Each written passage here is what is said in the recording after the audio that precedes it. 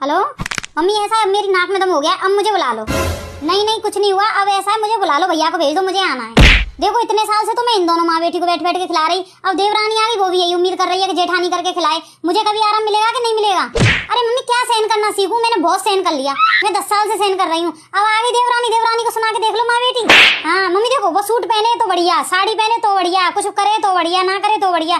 पता है घूमने कहाँ गई थी? विदेश गई थी, और मुझे इन माँ बेटियों ने यहाँ तक भी नहीं जाने दिया था गेट के बाहर। अरे मम्मी बहुत दिमाग खराब रहता है, देखो सारे काम मैं करूँ, सब कुछ मैं करूँ, वो क्या कहती है दीदी बना लेंगी।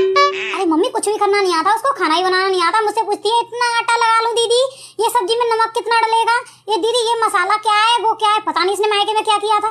तभी तो मम्मी इनको पता चलेगी कि मैं बुरी है कि ये बुरी आई है। जब तक मम्मी छोटी बहू नहीं आती है तब बड़ी बहू की कदर नहीं होती। नहीं मम्मी मुझसे बर्दाश्त नहीं हो रहा, मुझे बुला लो। अरे नाक में दम कर दिया है, सुबह से शाम हो जाती है लगे लगे, वो कभी सर में दर्द, कमर में दर्द, ये दर्द, घूम के आई थी 8 दिन में निकली रूम से बाहर। हाँ कि मुझे तो थकान हो गई है। और अब मैं कहती हूँ ना कि हम तुम्हारी कहीं नहीं भेजे थे घूमने के लिए, तो अब माँ बेटी ये बोलती हैं अब चली जा तू। अब चली जाऊँ मैं? जब घूमने का टाइम था जब तो जाने नहीं दिया, अब जी के जंजाल में पड़ गई हूँ, तब अब चली जा तू। बहुत गुस्सा आती है मुझे। हाँ मुझे बुला लो मम्मी, ठीक है, और शाम को ही भेज देना मुझे लेने भैया को, ठीक है। और रख रही हूँ मैं फोन, अपनी पैकिंग कर रही हूँ, ठीक है भेज दो। अब खाएंगी छोटी बहू के हाथ का, तब पता तो चलेगी कि कैसे बनाती थी मैं। हेलो